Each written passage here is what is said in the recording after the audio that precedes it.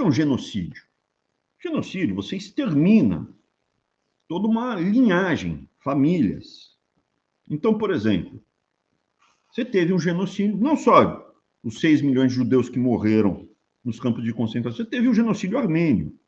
Os turcos foram lá e liquidaram. Está documentado, tem filme sobre isso. 2 milhões.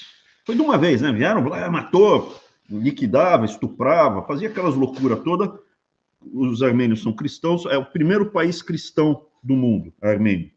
O primeiro país cristão do mundo foi a Armênia. É um país cristão, não estava bem integrado com os turcos, que são muçulmanos, foram lá, passaram o cerol. 2 milhões de mortos. 2 milhões de mortos armênios. De uma vez. Ali houve um extermínio. A população inteira cai.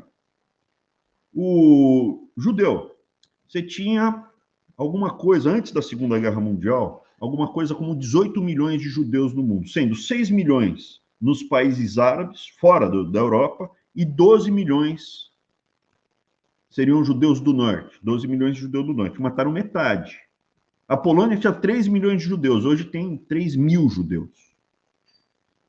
Então vamos pensar em DNA, em termos de DNA. Eu e a minha esposa, a gente passou o nosso DNA adiante e aumentou em 50%. Nós temos 3 filhos. Então, os meus 3 filhos necessariamente têm 50% do meu DNA e 50% do DNA da minha esposa. Perfeito? Beleza? Então, meus 3 filhos reunidos têm 150% do meu DNA e 150% do DNA da minha esposa. Se eles tiverem mais 3 filhos, o meu DNA vai dobrar. Em tese, né? Porque daí não necessariamente é 50, vai 25 para cada neto, né? Pode isso. Estatisticamente fica próximo, tá? Estatisticamente, o que eu estou falando não é necessariamente verdade, mas estatisticamente tende a ser. Ele vai dobrar. Muito bem. Você pega, por exemplo, o meu bisavô, chamava Schulem. Schulem Weintraub, ele era conhecido lá no vilarejo, fronteira ali da Polônia com a Alemanha, como Schulem Kamashmacher. Maher é fazedor de sapato, tá? De bota, de botina. Kamashmacher, ele fazia botina. O Schulem, ele teve, se eu não me engano, 9 filhos. 9 filhos. Assim, um monte de sobrinhos e tal. Aquele material de DNA que havia, aquilo tudo foi exterminado, não teve descendência, não continuou, acabou. Hipoteticamente, por exemplo, eu sou um mestiço.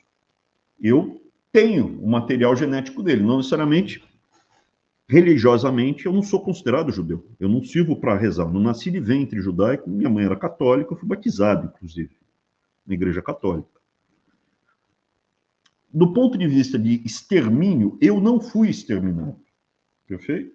Então, por exemplo, se o meu avô fosse um índio, eu não teria sido exterminado, eu me miscigenei. Eu sou um mestiço. Eu fui miscigenado. Não houve. Houve genocídio com os outros braços dele, não comigo. Perfeito?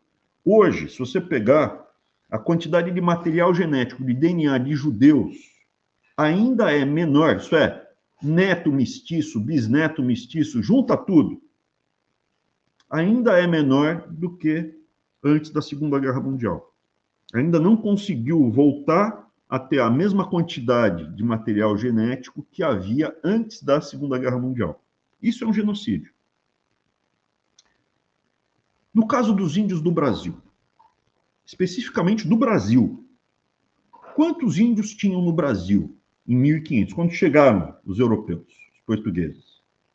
Território brasileiro, você estima, não tem como ter preciso, mas eles não tinham uma agricultura desenvolvida, plantavam mandioca aqui, queimavam uma terra com queimada, tal. Você tinha aí em torno de 3 a 4 milhões de índios. Pode chegar a 5, pode chegar a 5, mas o número mais provável é entre 3 e 4 milhões. Só 3 e 4 milhões. Hoje em dia, agora, no censo que saiu, tem 1 milhão e 700 mil. Aí eu te pergunto o seguinte, ok, esses índios são 100% puros? Provavelmente não, tem muito índio ali misturado, com branco, com negro, com tudo. Mas o que tem de branco e negro misturado com índio também conta. Da população branca brasileira, dos brancos brasileiros, branco, a linhagem materna, isso é a mãe da mãe da mãe, que é o meu caso, 1/3 é índio. Eu sou um branco brasileiro. No Brasil, no meu RG está escrito branco. E no meu DNA é índio. Então, o índio lá atrás não foi exterminado, ele vive em mim. Eu sou descendente de índios de 1500, assim como aquele cara que de forma calhorda, covarde, com cocar de plástico na cabeça, foi atacar minha filha. Eu sou descendente de índios assim como ele. 1/3 dos brancos tem marcador genético matricial da mãe, índio. 28% é negro. 28% dos brancos, um em cada 4 brancos, 1 em cada 3 brancos é índio. Descende de uma índia. 1 em cada 4 dos brancos descende de uma negra.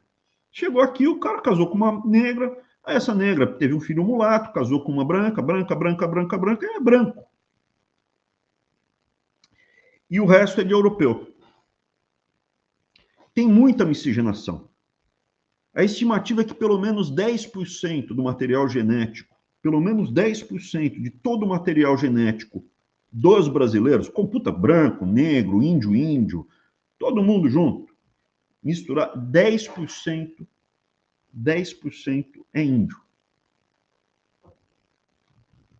Isso, se esse material fosse 100% puro, você está falando de 20 milhões de índios no Brasil. Isso não é um genocídio. Assim como os neandertais não foram extintos, né? Acabou miscigenando com Homo sapiens, sobrou material genético de Homo sapiens na gente. A não ser que você seja racista e fale, tem que ser puro, tem que ser sangue puro, tem que ser puro, não pode misturar. Isso é racismo, isso é buscar pureza racial, isso é ser nazista. Então, assim, teve gente que matou índio? Teve escravidão de índio? Teve maldade? Teve, lógico que teve. Evidentemente que teve. Mas os índios entre si também se escravizavam, se devoravam, eram canibais, não eram bonzinhos. A bondade, como a gente enxerga hoje, é um conceito bíblico, judaico-cristão. Não tem esse conceito de bondade onde se devora o inimigo, cara. Não tem essa, né? Compaixão. Compaixão é um tempero. Eu quero um pouco disso daí no meu churrasco que vai ter agora. Então é importante perceber que eles testam isso, muitas vezes, com o judeu, que é um grupo pequeno, relativamente à margem. E por que o judeu é tão testado? Tem várias explicações do porquê o antissemitismo, porque existe isso, do modo geral. Existe xenofobia, o que é estranho. Existem pessoas que são tolerantes, que são curiosas e querem saber do que se trata. Tem gente que fica com raiva. Xenofobia, diferente, do estrangeiro, de quem não é parecido com você. Do modo geral, grupos pequenos costumam ser detonados pelos grupos que controlam o país, costumam ser detonados porque é mais forte. Do modo geral, regimes de apartheid, regimes totalitários, vão detonar as minorias do país. Do modo geral, é isso. Inclusive, esse cara que falou que Israel é um estado de apartheid. A gente vai voltar nesse ponto. Os judeus foi o único povo que... Não, imagina, o armênio é exatamente a mesma coisa. O armênio é um povo comerciante, é um povo de artesão, né? Então, ele tem o artesanato, muito parecido com o judeu, né? O judeu era artesão ou era comerciante. Por quê? Porque era proibido ter terra. Proibido ter terra, não podia ter terra. Muitos países proibiam o judeu de ter terra. Se proíbe de ter terra, você não pode ser agricultor, você pode ser o quê? Comerciante ou artesão. E acabou desenvolvendo. Por quê? Porque eles conseguiram ser o middleman, né? Eles faziam o intermediário, faziam comércio, o cara do meio do caminho. E ele acaba tendo um padrão de vida, de certa medida, até um pouco melhor do que a média da população campesina, se ele sobrevive. Existem minorias que não conseguem fazer isso. Aí são que é o cigano. O cigano é uma minoria que é totalmente à margem. O que o cigano faz? Né? Ele não consegue se integrar. O judeu ou armênio no Ocidente, eles se integram. Eles estão integrados ao mundo ocidental. No Oriente, tem casos também de grupos como esse que são detonados, perseguidos. Os chineses, na Malásia, eram justamente muito parecidos com os judeus e os armênios, muito parecidos. E também na Indonésia, a mesma coisa, um grupo pequeno que acabou sendo apartado e tem, inclusive, pogroms, saiu matando, estuprando, detonando os chineses na Indonésia. Teve até um recentemente, na década de 90. Eu estava acompanhando e falei, isso daqui é um pogrom. Eles estão saindo para matar todo mundo, estuprar todo mundo. Por quê? Porque são 4 milhões de chineses étnicos, estão lá há 500 anos, há 600 anos, lá na Indonésia, na Malásia, mas eles continuam mantendo tradições e costumes, têm uma distância cultural, não viraram muçulmanos, porque o indonésio e o malaio viraram muçulmanos, então ele acaba se apartando. E ele tem ou comércio ou artesanato. Você tem algumas categorias de alguns povos que são tratados como ciganos também. Né? Não, isso aqui está lá. Ou existe uma terceira hipótese: o povo deixa de existir. Ele acaba, é exterminado e liquida. Então, por exemplo, os samaritanos. Os samaritanos acabaram. Sobraram 500 samaritanos. Tem 500 samaritanos no mundo hoje. Os zoroastras, né, antiga religião persa, acabou. O Fred Mercury era zoroastra. Mas sobrou alguns milhares, entendeu? Então tem povos que acabam completamente, o cartaginês acaba completamente, tem o que diminui e se mantém embaixo ou se mantém mais para cima, tá? Então, do modo geral, é essa dinâmica que tem. O judeu, no caso, ele mexe muito com a psique do Ocidente, seria uma conversa muito longa do porquê isso, por que tem toda essa habilidade toda. A gente teria que entrar na parte genética muito fortemente, né? Tem que discutir a parte genética, uma coisa mais complexa. Mas eu queria só contestar o argumento que esse cara falou, que Israel é um estado de apartheid. Então, as minorias ali são massacradas. Muito bem. Tem 9 milhões e meio de judeus em Israel. Perdão, tem 9 milhões e meio a 10 milhões de habitantes em Israel. 10 milhões, vamos arredondar para cima, 10 milhões. 7 milhões e meio judeu. Os outros 2 milhões e meio têm passaporte, têm cidadania, voto igual, vive tudo igual, não tem diferença nenhuma. Vive normal. Você tem o quê? Eu já falei aqui. Você tem 16% de muçulmano, você tem 400 mil cristãos lá, e você tem 200 mil drusos. Aí eu te afirmo isso, hipoteticamente. Os judeus somem. Amanhã, todos eles são teleportados para a Tasmânia. Eu te afirmo que o que vai acontecer com esses 400 mil cristãos e esses 200 mil drusos é o que aconteceu nos outros países ali da região, no Iraque, na Síria. Eu acho que eles...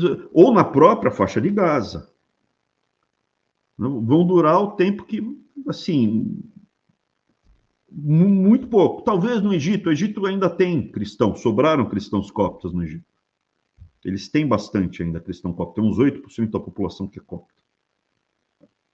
Cara, mas naquela região eu acho que vai rodar muito. Vai ficar bem ruim. Bem ruim. Eu acho que Israel, se teleportar todos os judeus, todos eles saírem dali e entregarem, Israel vira um inferno. Na minha opinião. Essa é a minha opinião. E o Estado, a característica do Estado do apartheid seria esses grupos aqui que não são majoritários, não têm controle do Estado, eles não teriam direito de usar as mesmas praias, usar as mesmas roupas, andar nos mesmos locais, frequentar, teriam distinções. E não tem. O que existe é restrição para quem que mora na Cisjordânia, cidadão da Cisjordânia ou cidadão da faixa de Gaza. Tá? Mas para os quase 2 milhões de muçulmanos, 1 milhão e 700 mil muçulmanos, tem diferença nenhuma, israelense. Então é importante a gente pautar o que é verdade, o que é mentira. Ah, mas eu fui para lá, eu vi um cara sacana lá. Pô, deu sorte, deve ter muito mais do que um ou dois. Vai ter um monte de cara sacana e grosseiro lá em Israel, um monte. Eu conheci um monte de judeu péssimo ao longo da minha vida, um monte. E conheci um monte de cara gente boa. Entendeu? Eu conheci um monte de cristão sacana e conheci um monte de cristão gente boa. Conheci um monte de muçulmano gente boa e conheci muçulmano, né? Faz essas loucuras todas aí. Qual a diferença? São padrões culturais, tá? Padrões culturais. Se você lê o Corão é um livro mais duro do que o Novo Testamento. É um livro mais próximo da violência. A violência está muito mais presente, de uma forma muito mais marcante no Corão do que no Novo Testamento. No Corão, por exemplo, ensina-se como o homem deve bater, o marido deve bater na mulher. Não pode deixar marca, tem que avisar antes, mas está lá, falando como fazer. Como bater na mulher. No Novo Testamento não tem isso. Não existe isso. Então é importante a gente ter essas referências. Não estou falando que tem que exterminar, não estou falando que tem que matar, não estou falando que muçulmano não presta. Não falei uma única coisa dessa. Já fui para lá, fui bem tratado em vários locais. Ando sem receio, assim, fico esperto, né? Mas Istambul já fui para Dubai. Cara, vida normal, até melhor do que em muitos países ocidentais. Mas é importante entender o background, o DOS, a programação DOS que está lá, para você saber a verdade. Essa é a verdade, está aqui em cima da mesa. É disso que se trata. Não é uma minoria, ínfima quantidade de pessoas que apoiam o terrorismo naquela região, dos muçulmanos que apoiam. Não é uma minoria ínfima. Você pegar o Mein Kampf, tá? O livro do Hitler, é um dos livros mais vendidos no mundo islâmico. Então é importante as pessoas terem essa análise em mente e não cair nesse papo furado. Ah, não, vamos fazer um shalom, paz, todo mundo junto e a guerra vai embora. Muitas das pessoas mortas ali na região eram todas justamente esquerdinha de Israel. Era o pessoal de esquerdinha, o pessoal linha dura, direita, tal, anda com fuzil, anda com arma. Feriadão,